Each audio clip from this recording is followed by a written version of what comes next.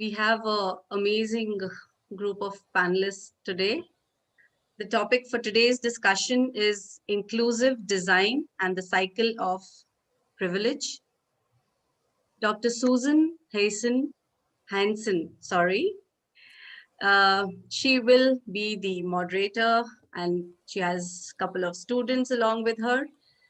In a couple of minutes, she's going to introduce all of them. But I take the privilege to welcome Susan. She's a service designer, an experienced design researcher, and a product manager. She recently completed her PhD in the area of information and communication technologies for development at the University of Technology, Sydney, in collaboration with Rhodes University. The thesis was based on 3 years designing. So her specialities are research and evaluation, service design, user experience, cross-cultural research and design, digital strategy, stakeholder analysis, product management, telemedicine. Uh, with this, I would like to hand over to Dr. Susan. Dr. Susan, welcome to Coacharya's Awake, Aware, Arise conference. Great to have you. Thank you so much, Smita. It's such a pleasure to be here.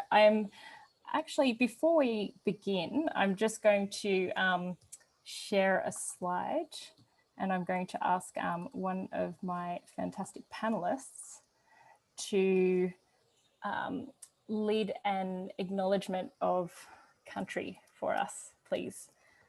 Ilham. Hi everyone, I'm Ilham and I'll be doing the acknowledgement of country. We at UTS acknowledge the Gadigal and Gurungai people of the Eora Nation upon whose ancestral lands our university now stands. We would also like to pay respect to the elders both past and present, acknowledging them as the traditional custodians of knowledge for those places and the earliest. An acknowledgement of country is an opportunity for anyone to show respect for traditional owners and the continuing connection of Aboriginal and Torres Strait Islander peoples in country. It can be given by both non-Indigenous people and Aboriginal and Torres Strait Islander people in Australia. And this means acknowledging our dark past and intentionally working on reparations and making amends with the Indigenous community. This is usually done as an introduction when people convene. And yeah, thank you for being part of that. Awesome. Thank you so much, Ilham. Very much appreciated. So for people that are joining us now, you will have a couple of different options for how you can view us in today's session. I think the default viewing is the speaker view. What I was going to suggest for everyone, if possible, is in your top right, if you click on the button that says view, there'll be an option that says gallery.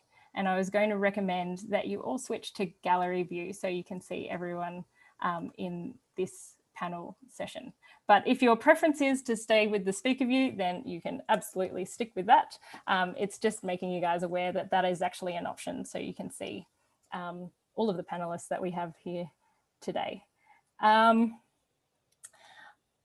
Before I introduce our wonderful panelists, I know that Smita actually asked you guys to do a bit of an exercise by sharing where you're coming from or where you're dialing in from today, but we've got a bit of a Menti poll. I'm going to paste the link in the chat. I'm also going to share a screen here so you can either follow the link that I've added in the chat, or alternatively, if you prefer, you can go to www.menti.com and then enter the code 9540542. And we would like you to spend 1 minute answering the question, where are you zooming in from today?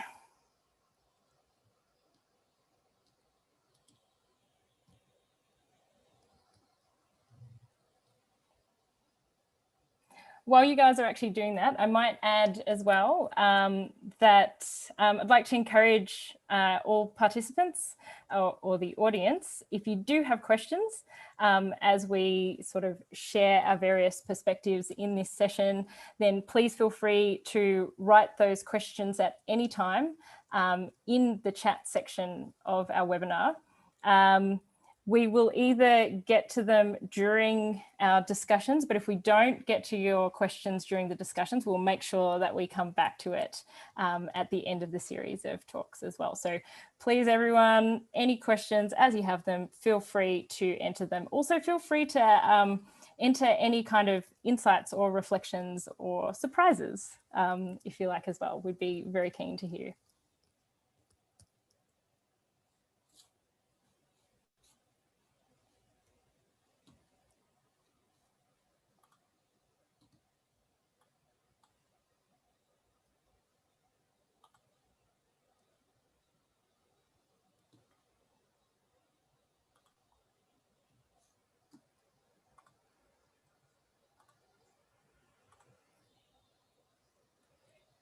Just changing that screen. I'm going to ask my panelists, are you able to see the Menti results as we're starting to have them?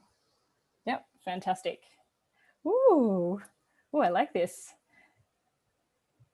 Fantastic. So Sydney, Australia, India, Birmingham. Wow, good morning. It'd be very early over there. New Zealand, fantastic. My room and home. Brilliant. So we have a couple of reasons why we wanted to start by actually asking the relatively open-ended question, where are you zooming in from today?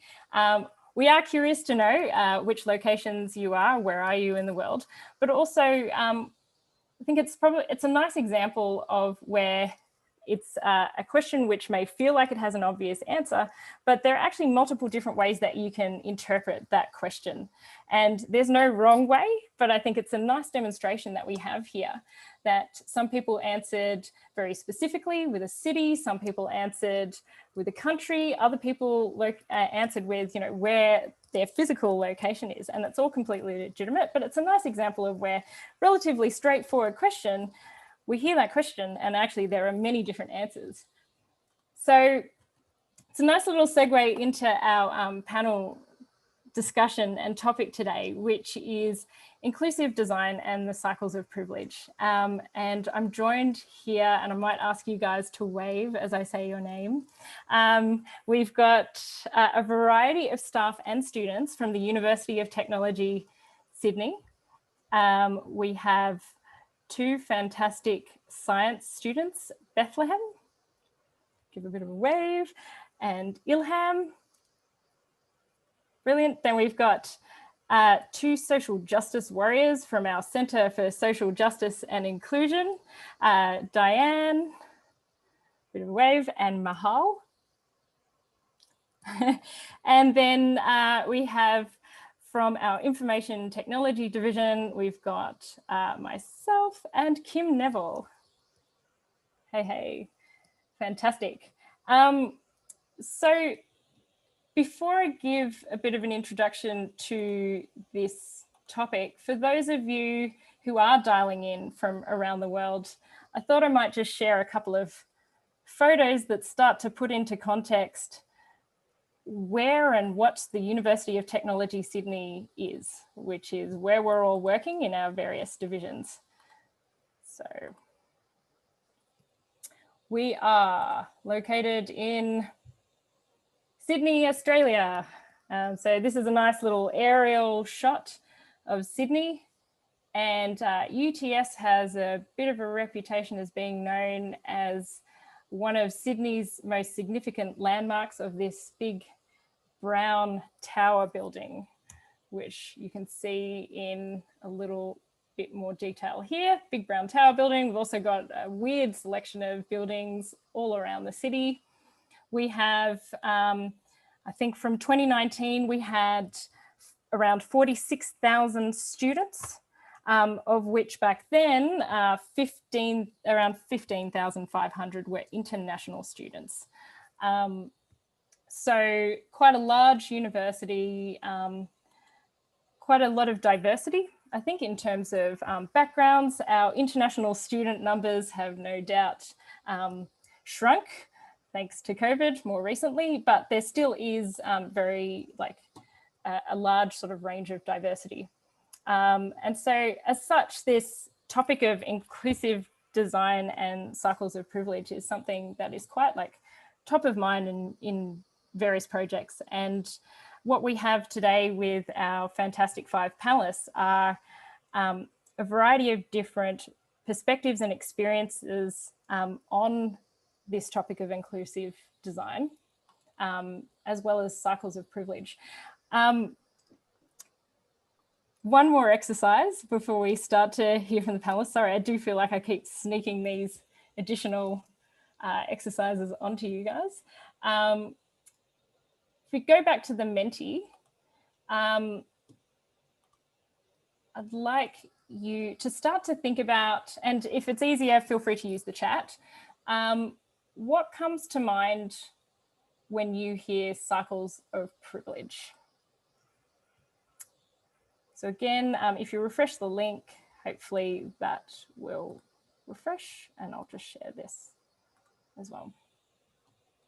So what comes to mind when you hear cycles of privilege?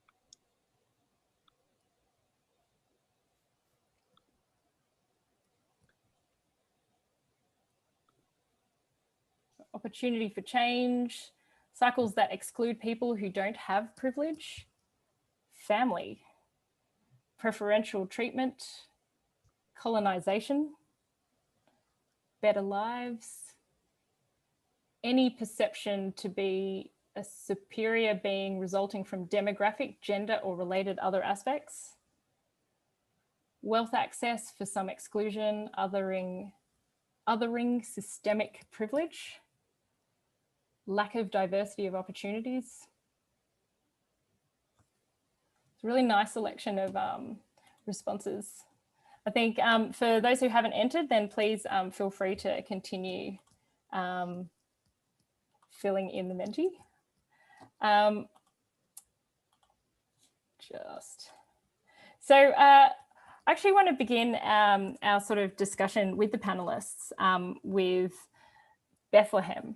So Bethlehem is one of our fantastic science students, and it was discussions within the context of a project that most of us have actually been working on that Bethlehem brought to our attention cycles of privilege. And that was really the catalyst, I think, for that being further on the forefront of my mind, and really shaped us deciding to expand this panel from just inclusive design to inclusive design and the cycles of privilege.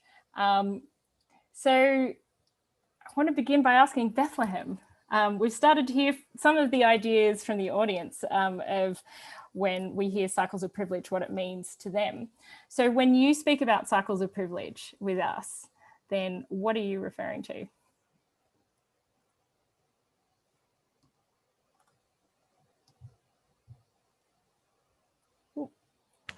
Sorry about that. No worries. So I think the first thing that we have to do is, before we can even establish a cycle of privilege or understand the concept, we have to be able to acknowledge that people are at different intersections in our society and therefore have different levels of disadvantage and congruently also privilege. So depending on where you are in our society and what intersections you come through, whether that be your race, your gender, your your class and things like that to consider. And that's when you think about where you fit in the cycle of privilege and what access to opportunities you have. So the greater access you have to opportunities, that increases your access to other opportunities, and so that continues. But this could also be shown for the opposite end of the spectrum. The more limited you are, the more limited your opportunities are, the more limited you get. So it's that cycle sort of continues as well. And so I think a really great example of me using my privilege and me being sort of in that upper end of the cycle is, as a student at UTS, I was able to start an African society because they were able to facilitate clubs and societies at universities, whether it's cultural, whether it's about certain topics and different interests and commonalities. And I was able to create a space for people such as myself who feel that we needed a counter space so we can feel valued and have a space to call our own, and to also be able to share experiences and commonalities that make us who we are without feeling as though other people won't understand us. So this created that sense of belonging and community that most African students needed. And in fact, we are a minority group, you know, we're not really there. And to just sort of value one another, that in itself was so powerful. And so I think when I look back into the cycle of privilege and how I fit into this, being able to open opportunities for other people to increase their opportunities is a way that we can empower others, but also empower ourselves at the same time. So we're increasing our own opportunities whilst also increasing other people's opportunities to accessing that cycle of privilege. And so I think that just ties it together really well. That's awesome, Bethlehem. So part of where it came up was we were having a conversation about designing services and access to support services in the university. And so I think this is where you first brought up the idea of cycle of privilege. Like, why is it important for us when we're designing services to consider that?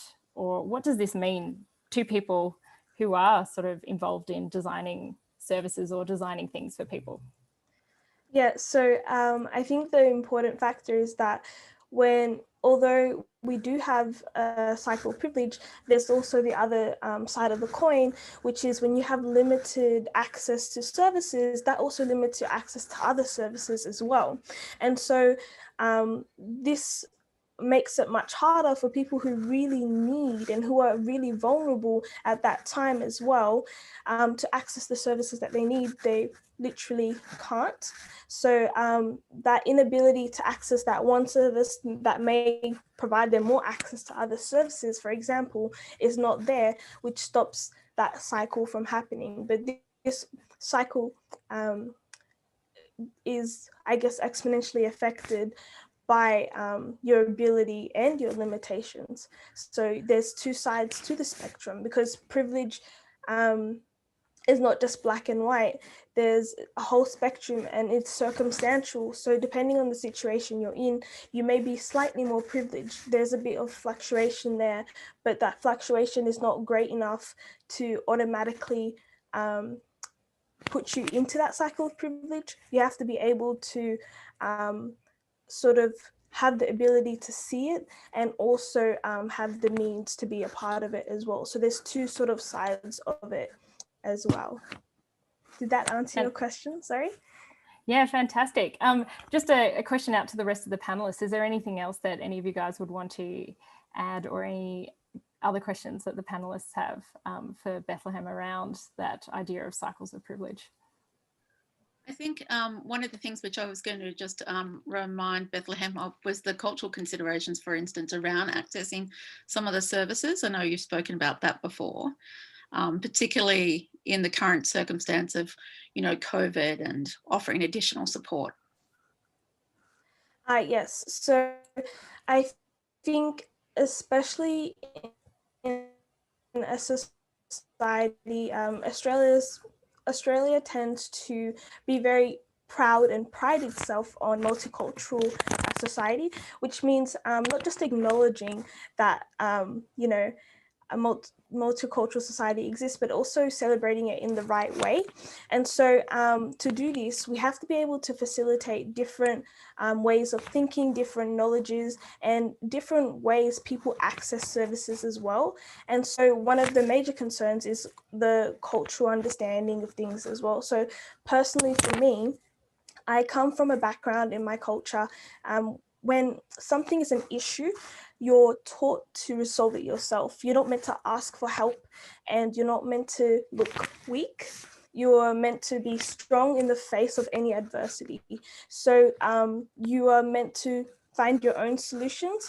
Therefore, it's really hard to actually ask for help and access any services that you do need to access. And again, it also poses the question, what services do I actually need to access? What do I actually need help in? I don't know where. And so with the combination of not knowing what services to actually access and not having access to them in the most appropriate way for that culture to actually access them, whether it's the language barrier, whether it's maybe in a cultural setting, it's different. Maybe there's extended invitation for services usually. So depending on how they're used to accepting services or accessing those services, it just makes it even harder for them to achieve the goal of getting the help they really need. And a lot of the times they're in the most vulnerable situations that they're in. So it makes it even harder to access those services when you really need them as well. So I think these are things that we really have to consider, especially if it's in terms of accessibility to vital services, whether it's financial, whether it's health, or even just the smallest thing of being able to socialize with other people who look like you, or people who may understand what you're going through. So the smallest may seem very insignificant for some, but is very, very necessary for others. Can I ask Awesome. one thing? Please do. I was going to ask. So I think also some of the context around that conversation, particularly from you, Bethlehem, is like, I think, in a university setting, we're sort of talking about wayfinding through services and how difficult that can be, especially when, you've got cultural considerations that maybe the people who designed the service didn't see. I think the other thing in particular that we've spoken about in respect to some of these conversations is also the first in family. So for a university setting, a university is very complicated.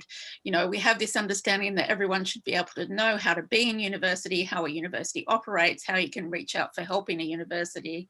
But yet when you're first in family, as many of Australia's multicultural community are, it becomes even that extra layer of hard work and alienation. Yes.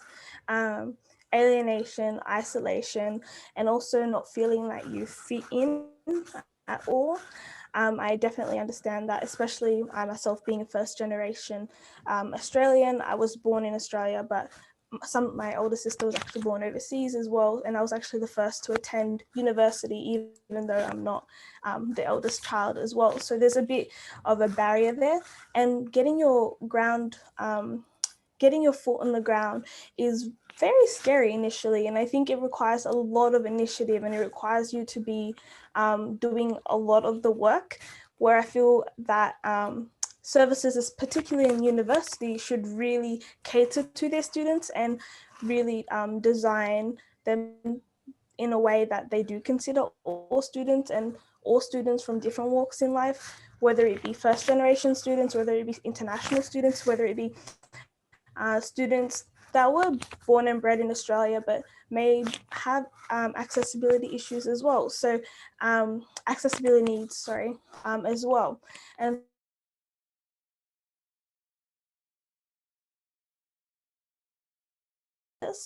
I think that's a lot of times that's what we really do lack. So thanks for bringing that to note as well.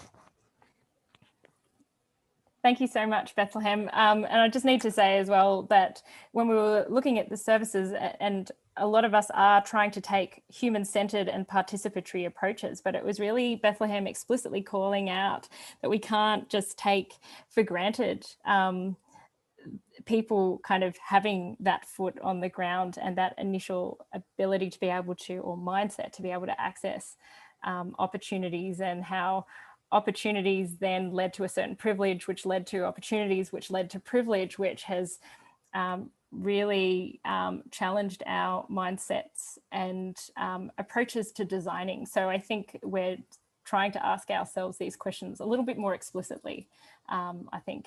And so again, that's something, thank you so much for sharing, Bethlehem. Awesome. Thanks for having me share. Fantastic. So there's an initiative which the University of Technology Sydney has been taking part in, which is called the Inclusivity Experiment. Sounds very inclusive. Mahal, what is the Inclusivity Experiment, and how does that fit in with this discussion?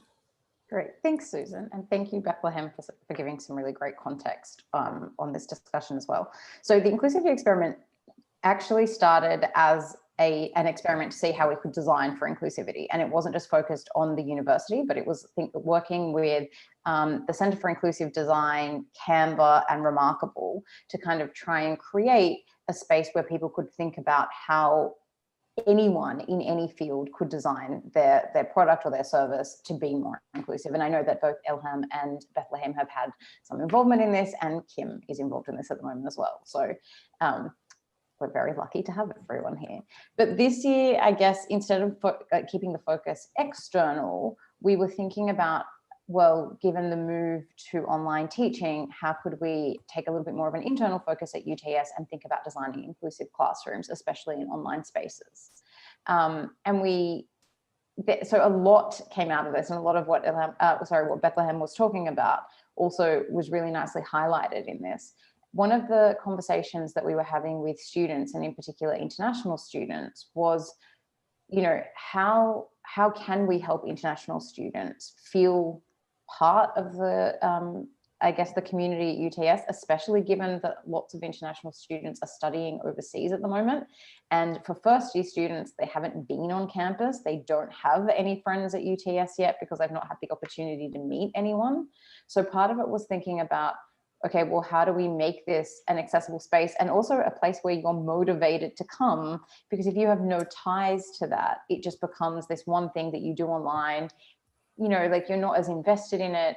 And we knew that there were likely to be higher dropout rates, but also, you know, there are concerns obviously for the mental health of international students. So there were some students who'd never been on campus before. There were some students who arrived just before COVID happened, and they didn't have the opportunity to actually meet anyone before we all had to go into isolation and kind of work from home. So they were quite isolated from their networks as well. And then we had international students who had been in Australia for some time, but still felt like, you know, there was a lot to be said about the way that classrooms at UTS, and I guess at universities in general, were being conducted. And so one of the things that came out of those discussions were international students and students, I think this really applies to, you know, culturally and linguistically diverse students in Australia generally, but is seeing tutors and lecturers that reflect their own identities, and how comfortable people feel in a classroom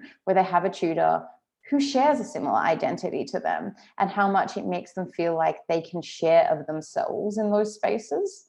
So one of the interviews in particular talked about how so she was a young international student from China. She was a young woman, and her tutor was Filipino, but born in Australia and raised in Australia. But their discussions around race and racism really invited her to think about her own experiences with racism, because her tutor had been so open about, you know, as a Filipino Australian, the kinds of racism that she had faced. And this meant that her international students felt like they also could share in a way that was safe. And it really highlighted to us how important it is to have a diverse teaching staff, how important it is to draw on that diversity in all faculties, because it tells us a lot about who we think universities are for.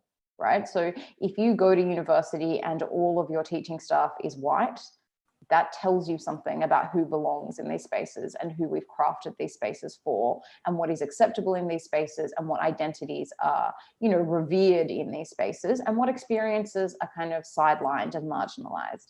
And this was a really great example of how that shared experience created a classroom where everyone felt comfortable and where people felt valued. They felt like their experiences weren't going to be diminished, they weren't going to be minimized, and they were going to be taken seriously.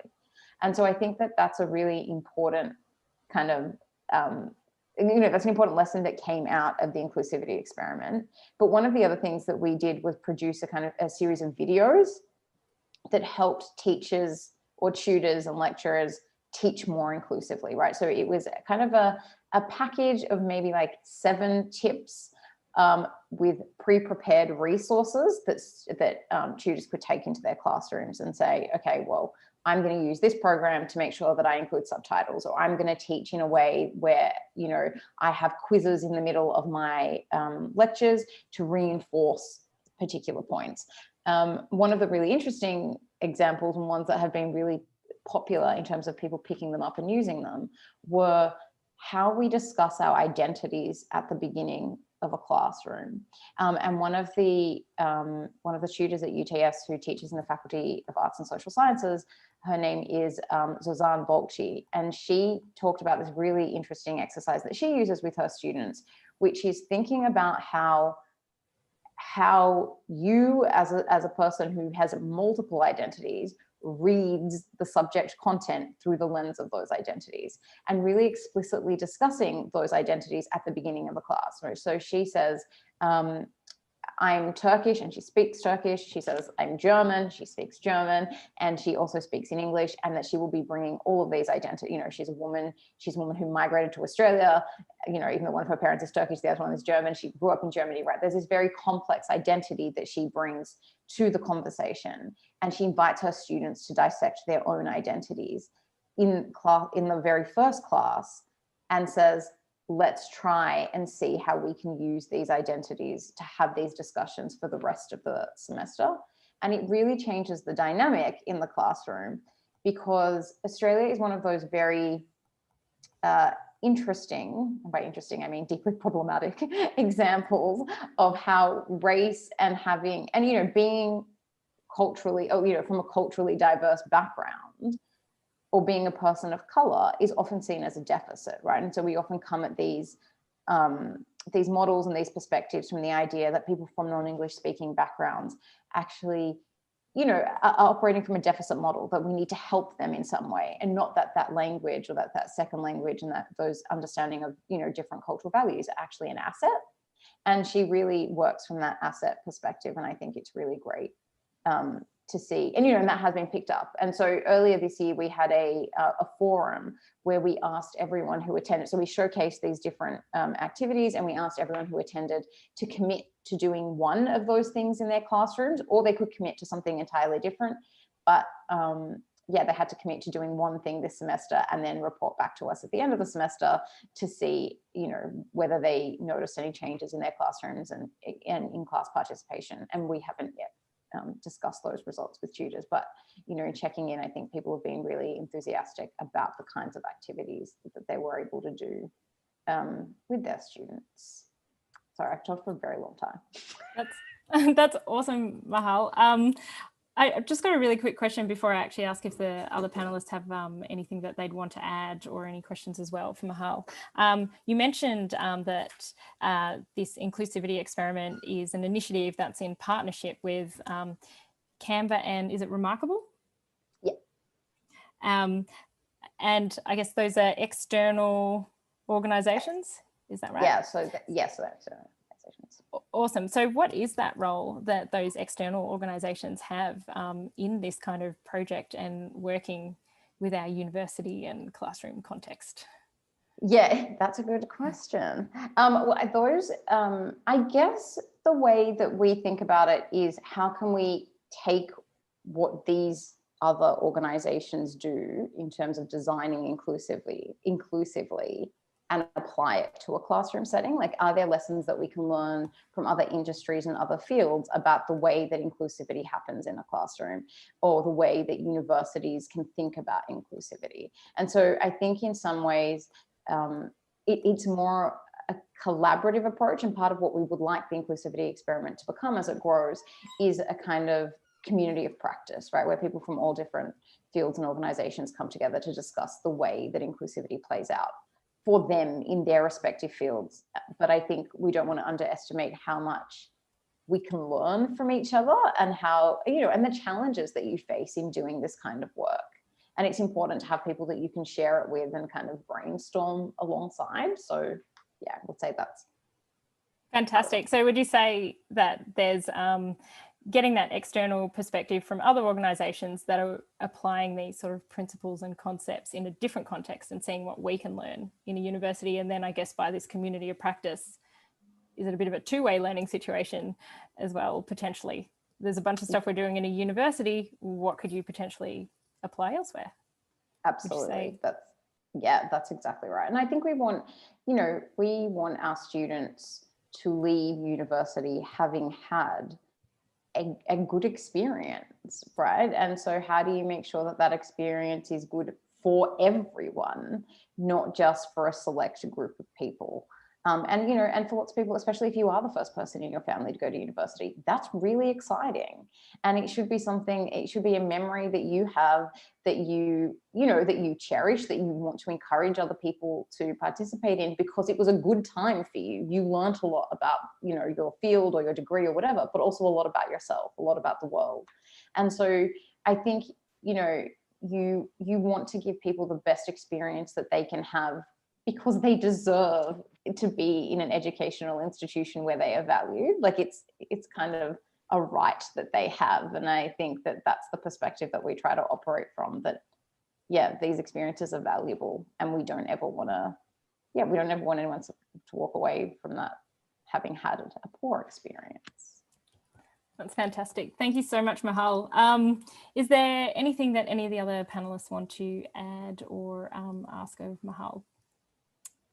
I think Ilham? being sorry. Kim, sorry. No, Ilham, after you. Sorry. Ilham and then Kim. Yep. Right. Yep. So Mahal, when the inclusivity experiment first started, there was this whole question about how are faculty going to perceive it, and are people actually going to practice it? What follow-ups have been made, and have you been met with any resistance, and how have you been able to deal with that? Yeah, that's a good question. Sorry. I think that, look, I think we tried as best we could to get representation across different faculties, right, to get people to buy into the idea.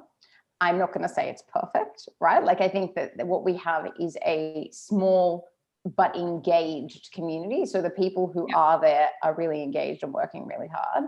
Have we met with some resistance? Yeah, we have. Because the way that these things work, I mean, like, I think that it's not really a secret that the structures of universities don't always support these kinds of changes, at least not rapidly. And I think that that is something that universities need to be really honest about, and need to decide how they value these perspectives and these, you know, like, is this a value that you have? If it is, then it means you need to invest in it. And I think that those are ongoing conversations that we have at a systemic level. But yeah, it's a challenge. There are some people who think, well, you know what, it's hard. It's too hard to do. And what we tried to do in putting together those 7, you know, resources was saying, we've done the work for you, just implement one of these. But yeah, definitely. I mean, not everyone bought into it. But we hope that over time, it is something that we will be able to grow. And I think as the community of practice grows, this is our intention, that as that grows, you know, you'll have more people where it just becomes the norm, and this is something people try and do. Thank you. Fantastic. Thank you. And Kim? Although just a lot of what Mahal said really resonated, and I'm just thinking of, from a digital accessibility point of view, especially that point around assets and diversity as asset. And I don't know I'm just looking at the list of attendees. I'm just wondering if anyone can show their hands if they are digital accessibility focused in their work. If anyone does digital accessibility, just let us just indicate that it doesn't look like there is. And because the reason what Mahal was talking about really resonates is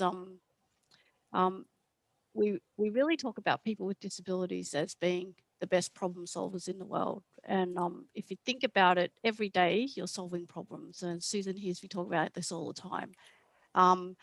And I know this conference is attended by, of course, people who are leaders in their organization and people who are accessing leadership qualities and developing and all that sort of stuff. And I think it's been a really interesting time for the University of Technology, Sydney, because COVID, like everywhere else in other organizations, has propelled our attention on digital accessibility and has really made us think about what this experience is like, this digital learning and this digital engagement for people with disabilities. And we've got a lot of learnings from this. So if we think about, in the same way Mahal was wisely talking about the lecturer who unpacks identities at the beginning, I similarly think about people like Rebecca. Rebecca is a persona based on our user research and our testing.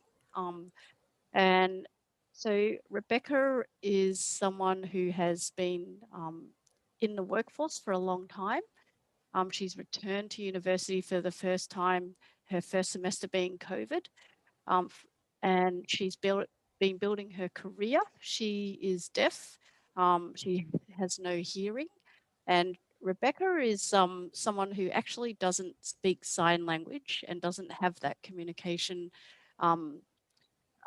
assistance. So Rebecca's very dependent in her life. She's a very independent person, but she's very dependent on lip reading. And if you imagine things like operating or doing your teaching and learning over a screen, if she's suddenly sitting in hours of online lectures and the lighting is terrible, she can't access what's going on. And then all of a sudden, Rebecca is suddenly in breakout groups and through Zoom technology, and she's suddenly in this breakout group that she has no access to any of the people. She can't engage because she can't hear what's going on.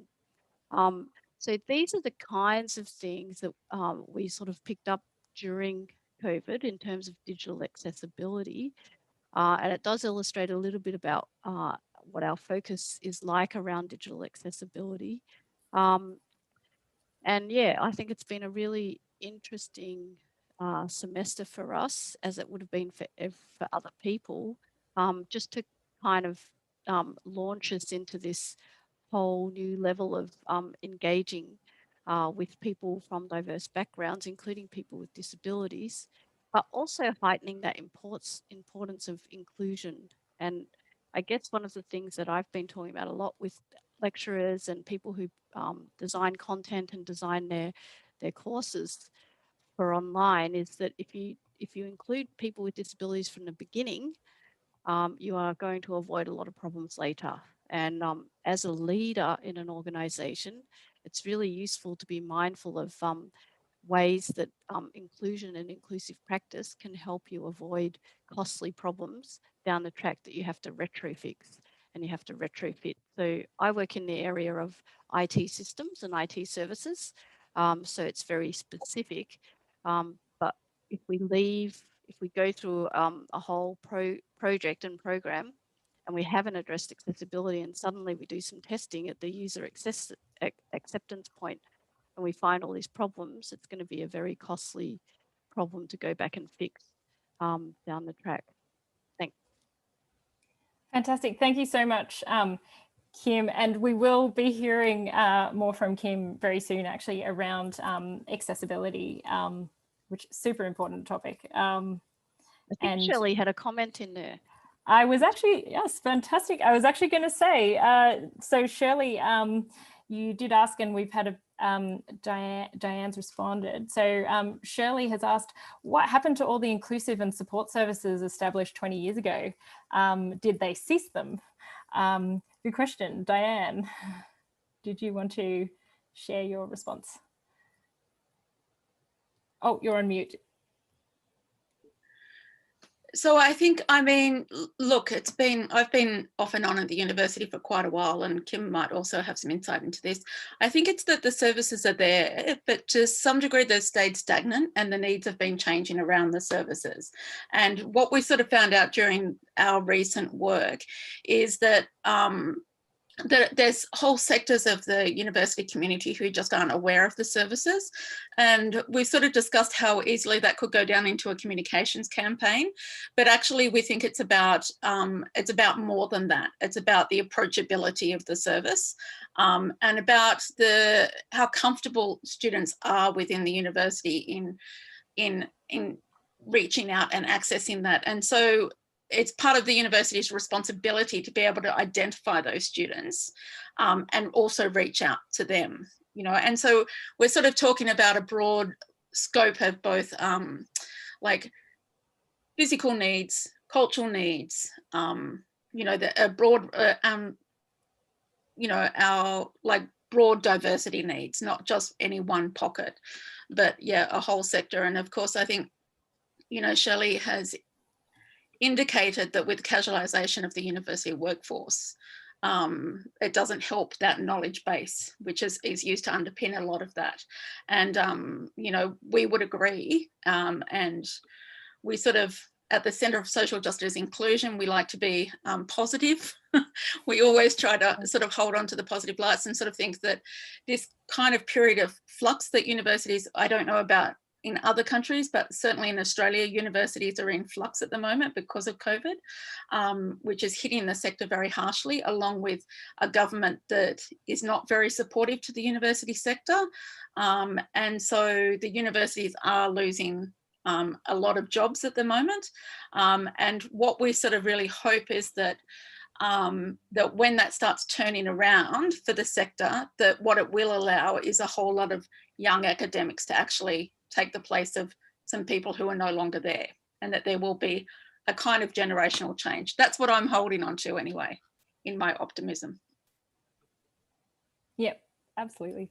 Thank you so much, Diane. There's a really interesting anecdote that's been shared as well in the chat from, I'm really sorry if I'm pronouncing your name wrong, Vinita, who was saying that just before they joined the session, they were talking to a friend and wishing her happy birthday, and the camera was focused on the sky, and they kept asking, you know, why can't I see her? And her response was, I can't hear much anymore, and this video is important because I want to speak to you, so I chose to listen rather than show my face to you.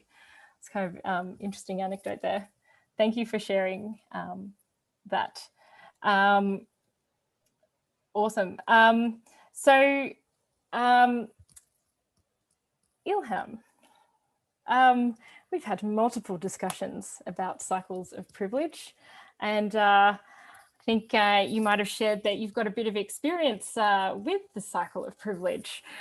What does this mean to you, and how did you get in the cycle? So that's a very important question. And before that, just to give you guys some background, you're not always in the cycle of privilege, and also you're not always there by default. So for me, I'm an Australian citizen, but I didn't grow up here, so I lacked social capital. I didn't have a network, I didn't have connections, I didn't have people who will tell me about jobs or opportunities, or you know, give me good recommendations about what I can pursue here in Australia. So for me, although I have many privileges, like my previous education, my upbringing, I was lacking that social capital, which is, you know, it's a matter of, do you have a job or not? Do you have access to opportunities or not? So when I first joined the university, there was this really bad, what's the word? Sorry. I just didn't feel like I belonged. It was something I really struggled with until I got an email with a survey. I filled that survey in, and all of a sudden I found myself roped into a project. The problem with that is that's a pro, but also a con, is that I got roped into that project and it kept opening doors for me. To this day, I've gotten so many connections out of that project, and I kept getting more projects, and which is why I know Susan, I know Bethlehem, I know Michal, I know Kim, I know Diane. It's all through that one project that I joined, and it was a similar experience for me and Bethlehem. Which now we know faculty in the university, when before I was struggling to even make friends, which is really weird for me because I'm a social butterfly. I'm an extrovert. So making friends has never been an issue for me. But in university, when you're surrounded by 46,000 students, you are invisible. And I feel like that's a very common experience, especially with our university, because it's not a small campus. It's this really large campus scattered all around the city. So it's very easy to get lost in there. And the problem with that is that one email I looked at, I could have missed the email and I wouldn't be sitting here today. I would have a very different life. So projects like that, which it was called the Students as Partners project, where students were level head with faculty. Oh, Ilham, we've very empowering. It can change the trajectory of someone's life. It can change the trajectory of their career. It's about knowing the right people, and eventually somewhere you're going to get something out of them and you're going to be able to give back to them. So the reason I started working on this project called the Welcome and Belonging Project, and that's a project that Susan roped me in. I remember working with Bethlehem from another project, and I roped her into that project. And all of a sudden, me and Bethlehem and students like us, so I'm not saying faculty because you all are hired by the university, but students like me and Bethlehem find ourselves in this cycle of getting an opportunity because we got an opportunity, and it keeps on going. And the fact that we got into this cycle means that we're most likely going to remain as people with the first access to opportunities, whereas my peers, the rest of the 46,000 students, are less likely to get access to any of these these projects and opportunities, which, to be honest, are life-changing. It may look like something very simple to the university, but for us, it meant that we felt like we belonged somewhere in society. We felt like productive members, and we felt valued by the university. And it does make a massive change in how you feel about yourself professionally and personally. So it's definitely increased my confidence, and it's also it's been amazing. For lack of a better word, it's been wonderful. And just looking at Shirley's comment, I was just wanted to say something about that. So your comment was asking about the services that the uni offered. That's another thing. Not everybody. I had access to these services because I was in the cycle of privilege. So if I needed to go to a doctor, if I needed counseling, if I needed to look for an internship, that cycle that I was already in allowed me that access. My peers, it's definitely not the same experience. And I feel like because I'm in that cycle, my university experience has this depth to it that most of those 46,000 students will never feel. They'll go to uni, graduate, and to them it would have been just this set of buildings where they go to get a piece of paper and leave. And it's just not a fulfilling experience for everyone. And this is why it's really important to acknowledge the cycle of privilege, which is once you're in it, you need to, or it's only the right thing to do because someone pulled you in. You need to find every and any opportunity to rope in your people, your community, people you know would prosper and would grow in that cycle that you've already been lucky enough to get in. It's yeah, that's all I have to say. Does anyone have any questions? I've got one quick question, Ilham, before I ask the other guys as well. In previous conversations, I think you spoke about these opportunities that started to open up after you responded to this survey. But I think in previous conversations, you'd mentioned that there's a certain amount of confidence and agency that's actually needed before you can sort of be confident enough to respond in the first place. And I was just wondering if you would be able to share a little bit about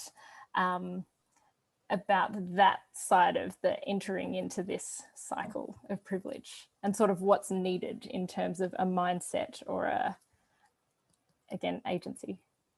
All right, so this is something for me that was sort of sheer luck, but I've always liked filling in surveys. But a lot of people read that email and don't respond, right? But thinking about it this way, that every email I get could be an opportunity for my life to take a very completely different turn. And also, it doesn't have to take that turn straight away. You're building connections, you're building a network. Those are people you may need down the track and might need you down the track. But it's looking at everything that comes your way or comes to your doorstep as an opportunity for growth, for just challenging yourself. And because of that, I've become more open to accepting any opportunity that comes my way. And so I'll just give you a quick example. The project I started with is called the DISC project. So it's developing inclusive science curricula, which Bethlehem and I worked with. And it was about working on the mindset of science faculty and teaching staff on how to make education more inclusive. So we worked with a group of 50% staff, 50% students. I think it was around 50 people in total. And it was getting down with the people in charge, trying to change things.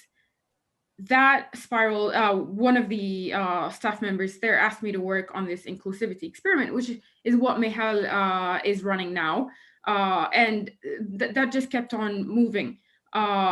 The benefit of that is if universities offer opportunities to students, so like projects or specifically students as partners projects, the university isn't just benefiting itself, it's benefiting, it's not just benefiting the students, it's benefiting itself.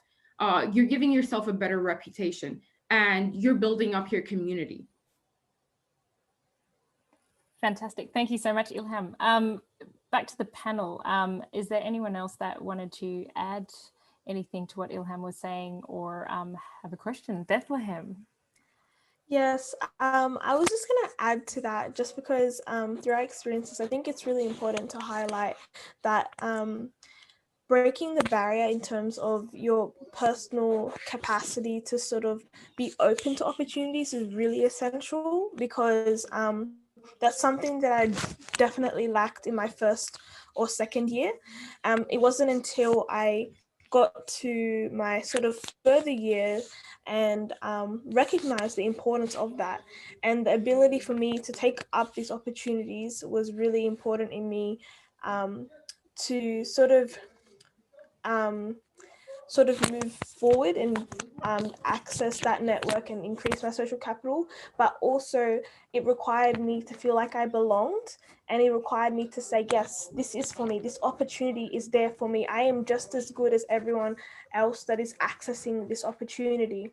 And so for me to sort of overcome that imposter syndrome, but also understand that everything there is for me and is it is literally that. I think that's the important part, the fact that it is for me and it's okay for me to access this service. And so that was really pushed towards me, especially with the Students as Partners framework, as the traditional view of educator and student dynamic was shifted, and we were sort of at level playing field. So yeah, I just wanted to emphasize that point, because it was really vital for us to be able to be in that cycle of privilege, and that's how it was a catalyst, really. Yeah. Fantastic. Thank you so much, Bethlehem. I've just noticed the time is flying. I wanted to now go to Kim.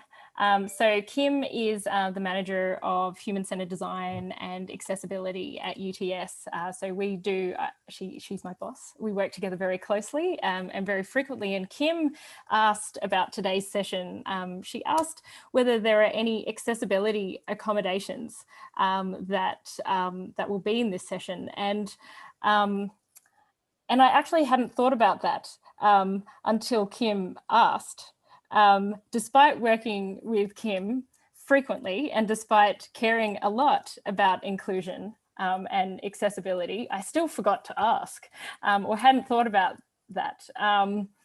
Accessibility is incredibly important. Kim, I was wondering if you could share what is accessibility and actually how does it relate to what we're talking about today, inclusion and inclusive design, inclusive leadership.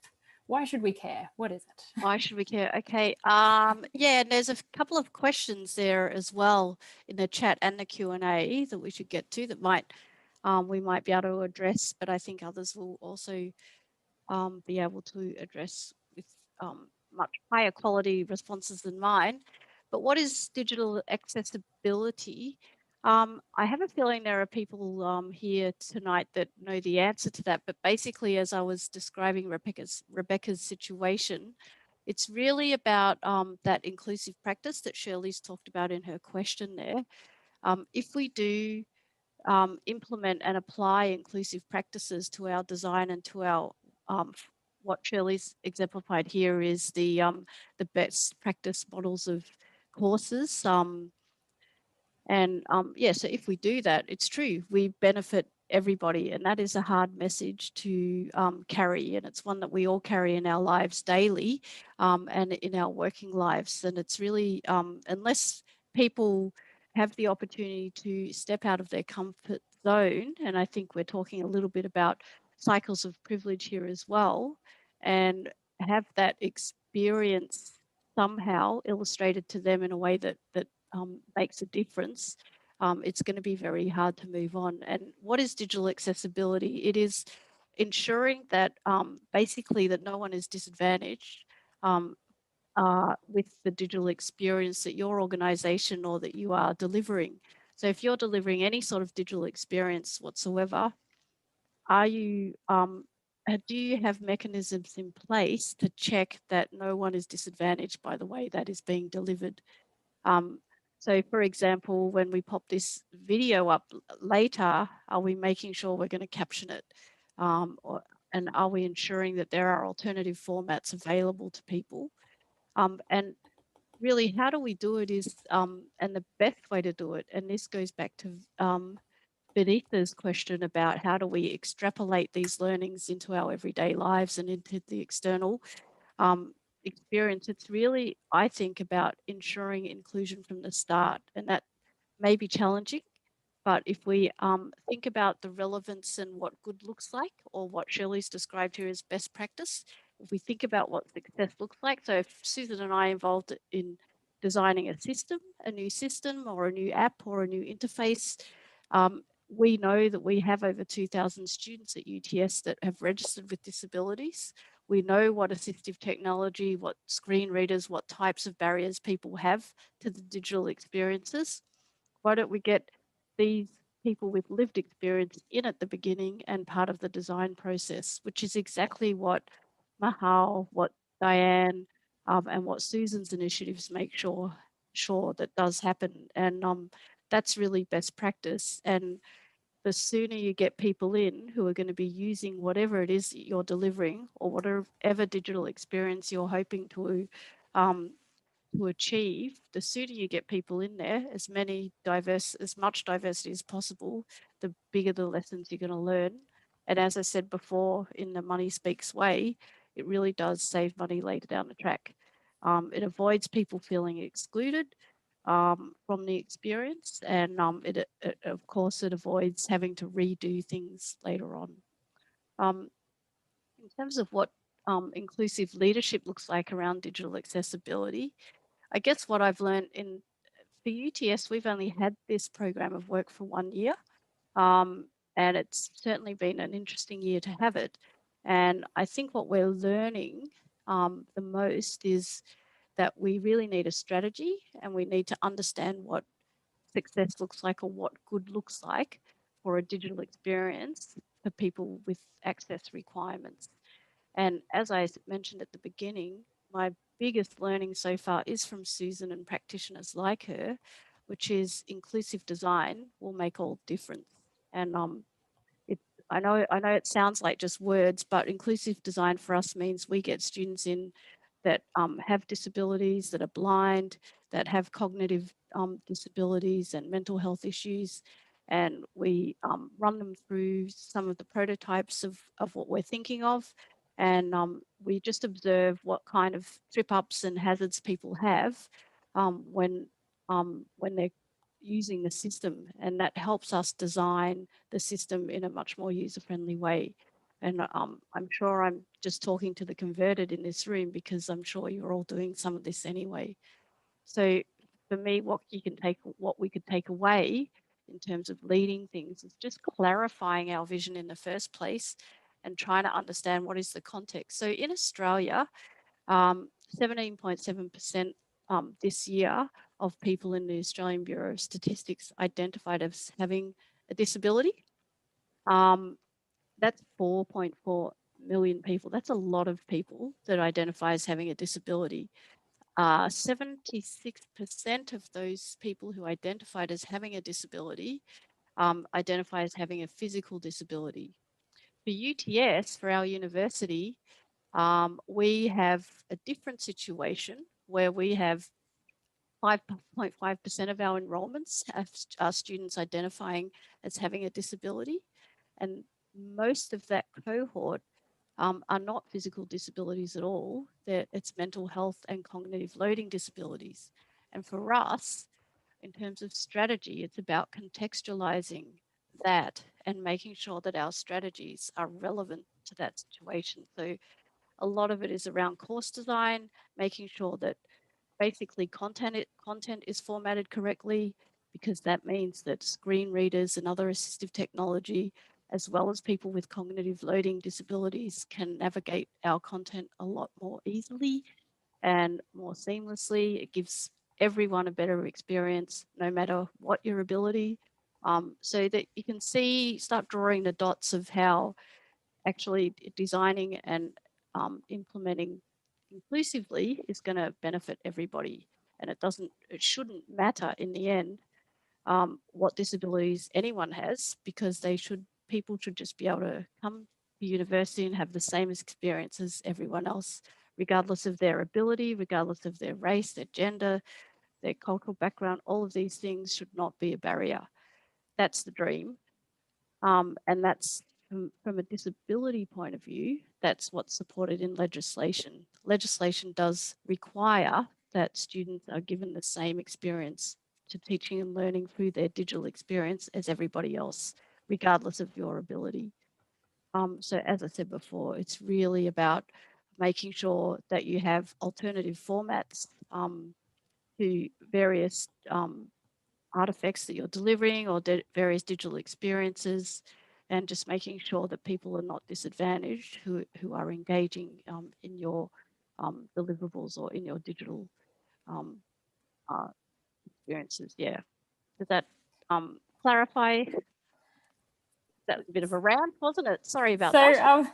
So Kim, are you saying then, for those of us that may not be motivated value-wise in Australia, there are legislation, like there are legal requirements to actually pay attention to this? Yeah, and looking at the list from your Mentimeter earlier, I don't know any of those countries that also don't have legislation. And Australia is actually quite behind in adopting compliance and legislation compared to places like America, who love a bit of litigation, and the UK, who are actually very strict for their public information. And in the UK, they're very advanced in their thinking around content design and its relationship to digital accessibility. There's some real world leaders in the UK on this. Yeah, so we don't want to be walking around the university throwing the legal books at people and saying it's the law, because that just makes people defensive. We want to show people why designing inclusively is actually a benefit for everybody, and we want people to feel the benefit of that and experience it. Fantastic. But it doesn't hurt to have that additional motivator. Yes, for we're those lucky. that aren't convinced. It is fortunate, yeah. Yeah, fantastic. Diane. I was also going to sort of say, like at the centre, we had someone who like had lived experience doing an accessibility strategy too, you know, so there is also that approach of actually putting those people in the driver's seat of delivering those pieces of work. Fantastic. So is that an accessibility strategy that's outside of digital context? You're talking about a program context. Yeah. Yeah. Fantastic. Are there any other questions or comments from the rest of the panel for Kim? I think there's just that comment from Shirley. Kim, do you? Should I read it out? Please do. Is that okay? Mitra, Yeah. do you want to read it out? Who? The question from Shirley. Yeah. So she says, this is fascinating, but a problem. Spent 20 years at Newcastle University as an academic and am now member of the retired lecturers. Too many promotions of people who were privileged but focused on bringing money rather than quality teaching and courses that cater for diversity and students with disabilities are best practice and benefit all students. I remain furious at how we have undone so many quality teaching issues. Yeah, so I'm not sure I'm the best place to answer that, because we do have Dr. Hansen in the room, who's an academic. Susan, do you have any comments? I mean, I couldn't claim expertise in this because my full-time role is not as an academic, but certainly from what I've noticed by being parts of multiple projects over the past few years, Shirley, I would say that your experience is not an isolated one and your frustration is not an isolated one, and we empathize I think with that. And I guess part of these initiatives and the projects that we're starting to talk about in some ways trying to see which of those fantastic initiatives that have been there in the past we can start to revive or go back to and bring back some of the stuff. So I think that it does contextualize your earlier comment around things that have been available 20 years ago.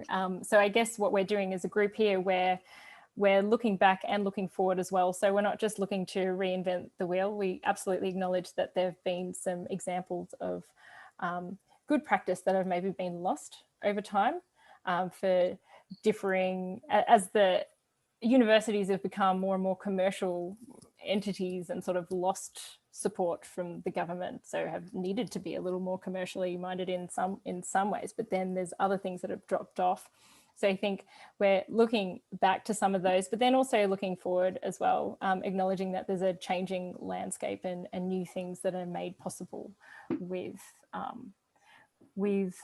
technologies and thinking. So I think COVID's going to be, and post-COVID's a really interesting time where we're getting demolished and annihilated in many ways, which, you know, we're Australian, so I think a bushfire analogy comes to mind. It does really feel like universities are being ravaged by a big fire, which can result in a couple of different things. It can either be completely annihilated, or it can also be an opportunity for rebirth.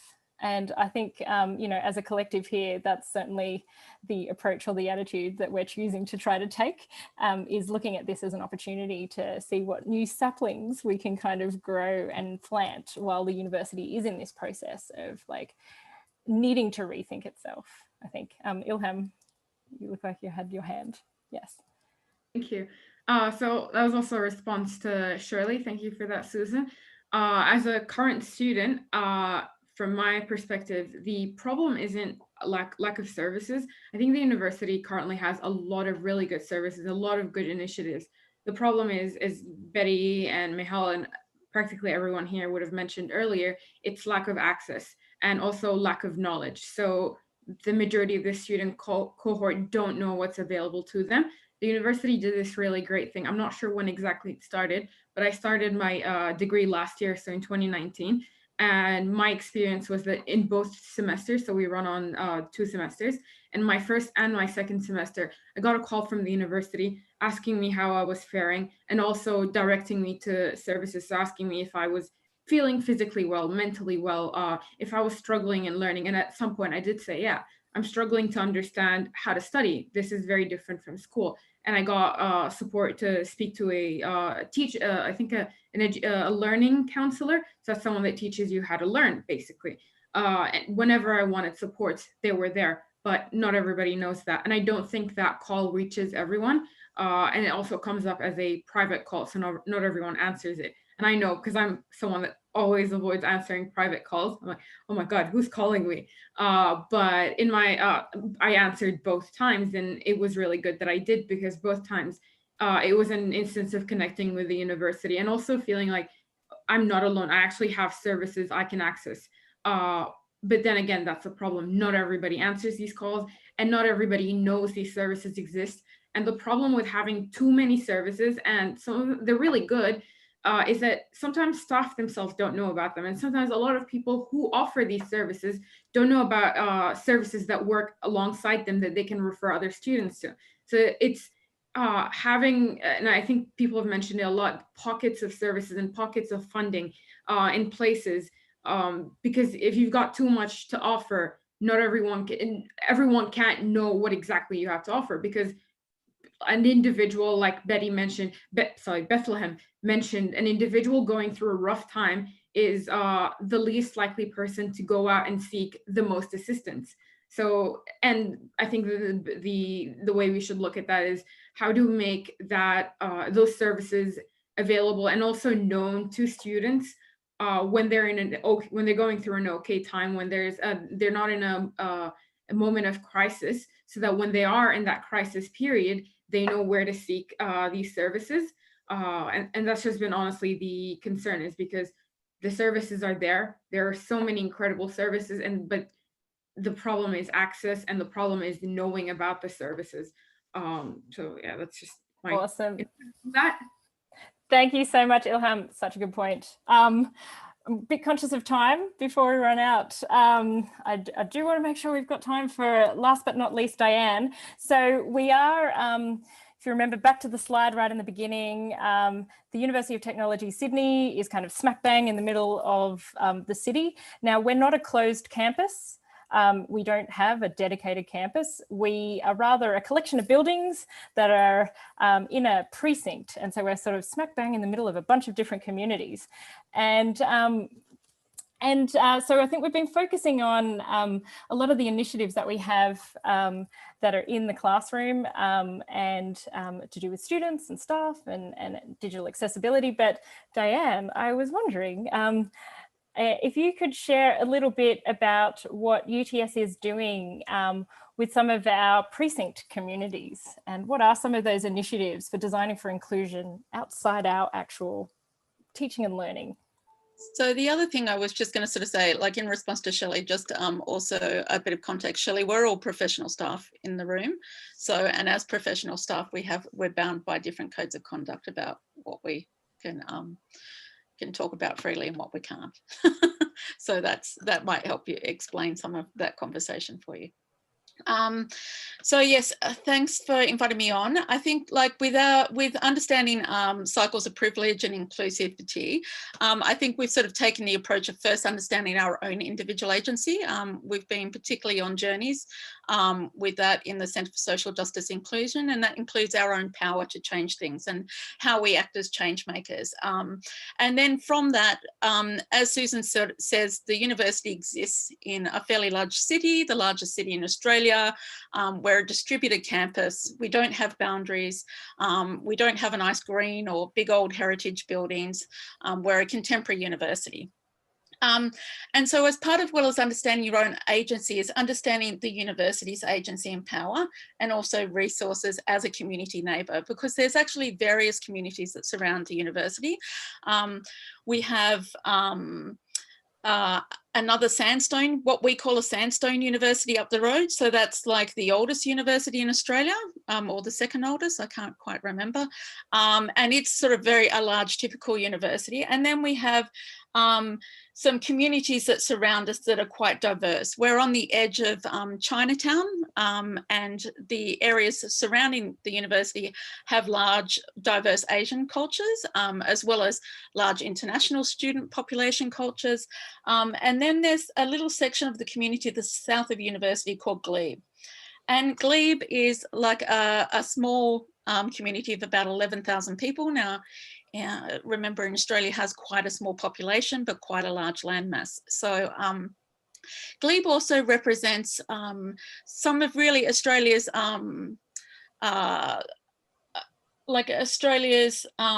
complicated history with Indigenous Australia too. In fact, Glebe came into being when a parcel of land was given to the chaplain on the First Fleet of Australia, which was actually a lot of boats that colonised Australia. And so in completely the terra nullius way that Australia was, that sort of disregarded that there was a culture that was living here in Australia, and one of the world's oldest cultures, they just gave away this land regardless of who was living in there first. And of course, as we know today, there was strong Aboriginal culture and people in the Sydney Basin. And Glebe actually has one of the remnants of that, which is an old ironbark tree, what is called a scar tree, that is sitting in the heart of Glebe and stand as, like in the Anglican Church, as part of the original parcel of land, which stands as a bit of a reminder for that. So to sort of talk to you a little bit more about Glebe's complicated history, is Glebe is surrounded by the two universities. And it's an eclectic suburb that's been home to a lot of great intellectual people, a lot of great bohemian people, and a great Indigenous population. It's actually still to this day got the third largest Indigenous population in a suburb within Sydney, and particularly in the centre of Sydney, it's one of the last remaining Indigenous populations there. The also thing about Glebe is that it's very unique. Not only has it got the two universities, but it's actually 1/3 of residents in Glebe are also what we call lower socioeconomic status. So they're often people who are living in social housing or who come from disadvantaged backgrounds of one shape or form. There's 1/3 of Glebe who is the opposite of that. And they're like quite wealthy. They're in the upper economic status range in our demographic surveys, and really you can see this divide in the community is happening between residents who live in social housing, which is, as years goes by, becoming more run down, and residents who live in these large mansions. And so it's a very interesting suburb, and largely the community really appreciates the diversity and is really protective over, you know, particularly the disadvantaged community that live there. They can see the richness and cultural richness that that community brings to the area. So this is, I just wanted to give you that bit of a setting, is that this is the area that the university was stepping into. And we stepped in there as a large, powerful university with lots of intellectual capacity, lots of privilege and lots of power. But we also had lots of resources to give to the community. So we also wanted to engage with the community and really understand how we could be a good neighbour for them. And part of that understanding was to listen to the community and to involve the community. So we didn't want to be like a university that just came and sort of said, here we are, and we've come to rescue you, and we've come to help you. We wanted to sort of really go to the community to sort of say, hey, hi, we're your neighbour, and we really want to understand how we can help do things differently with you. So I think that really essence is how we've really co-designed for inclusion. So we sort of have, we've been very much under a series of activities where we've been working with the local services who have the immediate trust of the community, and they've been particularly important agents for us as someone who doesn't have a lot of trust in the community. And we've also been working with individual residents and individual community leaders in order to try to bring their voices to light and to encourage those collaborations that are much needed in the community. So to give you one example of how we operate within a cycle of of privilege and design for inclusion within that space, is we're very much focused on listening. And I'm going to sort of show you this through an example that we've been doing with older residents in Glebe. So we started listening to the community in order to understand them, understand what was important for the community. And we did an appreciative inquiry interview where we interviewed about 50 to 60 people 55 plus in Glebe from a range of diverse backgrounds to really find out what they loved about Glebe, what was strong and what was working. We took that information and we, in our university setting, we analysed it, we contextualised it. But we didn't want to do that alone because we also sort of thought that's an act of power as well. So we worked with community members and we actually got them to do some of the interviews.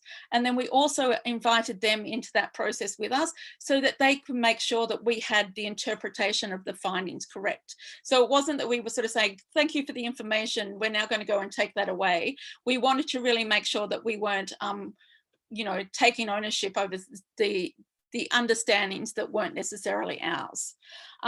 So through that process, we then worked with those community members to understand it. They used their networks for us to be able to find out who to talk to because they had the trust within the community. We then initiated a co-design workshop with older people in Glebe because we really wanted to understand how we could support those. That was in February this year, and it was really important for us in this setting, particularly when working with across cultures and particularly with the Indigenous culture, that setting not be too formalised. And so we really tried to put some elements in there that made it feel more like an event and less like a workshop. So we had some music, we had some food, we had some, very creative exercises, and we sat down people together. We made sure that the residents in the room knew that they were the experts with the lived experience, and we were there to listen to them and hear what they had to say. From that workshop, we then ran smack bang into COVID. We were going to initiate a whole lot of exercises. So all of that became disrupted because doing community engagement work was very hard. And in particular, working with Indigenous communities were the most vulnerable in Australia. So to COVID and to the effects of COVID. So we had to be particularly careful working with older Indigenous people. To cut a long story short, because I know we're running out of time, what we ended up doing was delivering a digital mentoring program because part of our research highlighted that 50% of people in the area, particularly those that lived in social housing, did not have internet access. And for those of you not in Australia, when COVID hit Australia, we closed down fast. People were not going out of their homes within a short period of time. People were not going to work and everything moved online. Now, this became a real problem for older people who were the most vulnerable, who felt that they couldn't go to shops and they were told they had to do online ordering. They were told they had to do all of their bills and get prescriptions online and do doctor's appointments online. And we found that really part of that cycle of privilege was the assumption that people had access to digital spaces and also could use digital spaces. So we went through this process of also understanding this need and trying to work out how we could solve it. At the same time, the university was actually also in this space where we had a whole community of students who were also facing hardship. They were international students who were not receiving support from the government, were largely stuck in Australia, couldn't return back to their homelands, not supported by the government, had precarious housing situations, and were isolated from family in what we know has been a very scary time throughout the world. So looking at these two problems, we were able to create a program that actually married them. And it was only through deep listening with these communities, through the survey, the phone calls that Elham mentioned before, that we were able to sort of say, is it possible to connect these students who want to connect with the community and who were also feeling isolated, to older, more fragile residents who didn't have digital technologies, didn't know how to use the internet, and were also isolated from their usual activities. So we devised a student employment program where we were able to hire a series of students. We went through a matching program where we matched them to older people in Glebe. And one-on-one, those persons found a buddy system where that buddy showed them how to use the internet. We had to make sure that it was all very COVID safe. And we matched those people on certain amounts of like-mindedness. And just to sort of show the impact of that, we have one resident who was our first resident who had some health problems, had suffered from a stroke, and he went from not being able to use a smart device to being able to use a smart device, connecting with his friends and family, which he couldn't do previously. And also then he ended up being shown how to use an app. He downloaded an app. He then started walking more because he was using the app and able to track the health benefits of that. And then he was shown how to go online and actually do a telehealth appointment, which he couldn't be actually do before. So there's one person who through isolation might have been quite lonely, even become quite ill in COVID, but was able through this mentoring program, through reaching out to universities and the university community, able to actually learn things that he didn't do. And if I can just finish on this moment, I'll just read you some of the letter that we had from him. He wrote it to his mentor. It had become desperately obvious that I needed a new I needed the new digital normal when I had the great good luck to be introduced to the UTS digital mentoring program. My life's experience of this world was elementary, Microsoft Word and phone text messaging. However, with a quiet, calm, persistent, supportive, reflective approach, Salman has been able to introduce the interactive digital touchscreen world of smartphone and iPad with the revelation of apps. Voice to text, camera, WhatsApp. Simply unbelievable, what a relief. The journey, oh joy. Coming from someone coping with post-stroke issues, this is particularly important to me, even life-affirming. So I think you can understand that by listening to people, you can really find out the knowledge that can actually start to make change. Thank you so much, Diane. And I'm so sorry that we kind of squeezed you in terms of time.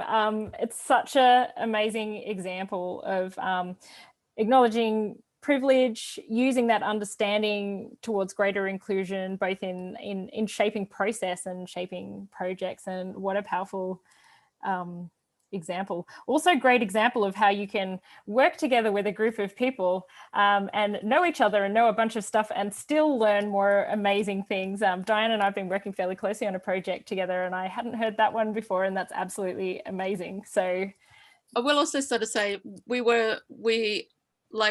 also were prepared for people with accessibility issues for that program too. Kim is very happy.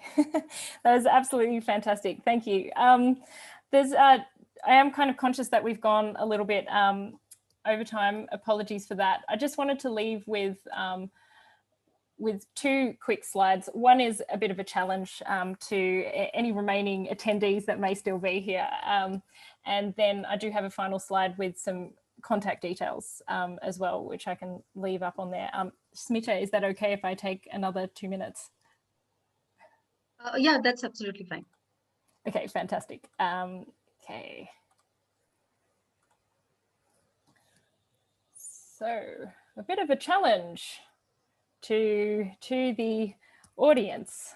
So we've spoken a lot about the cycle of privilege and inclusion and various dimensions and aspects of inclusion, which can be cultural, ability, accessibility related, and we only just started scratching the surface of that, so it has multiple dimensions here. So our reflective challenge to the audience is, what is one thing that you could change in your life that could contribute to greater inclusion and widen access to cycles of privilege? So just a little bit of a light question to consider after this panel, if you will. And finally, we do have some of our details here as well. So we've got LinkedIn details for Kim and I. We've also got our UTS email addresses. So if you do want to get in touch with any of the staff to find out a little bit more, then you can email either myself and or Kim. And then Bethlehem and Ilham, please connect to them on LinkedIn. They are very keen, and actually I'll let you guys say that yourself, very keen to connect to other sort of like-minded people around the world and start to really grow and establish their network and community. Awesome. So I'll take that down. Thank you very much. It has been such a pleasure. Any last words from any of the panelists or Smita? I'm well over time now, sorry. So thank you so much, Susan, and all other panelists. We've discussed inclusion before, but definitely that was from the organization perspective. It was great to hear from all of you from what the universities are doing, and especially you mentioned about the Australia University. So great. Thank you so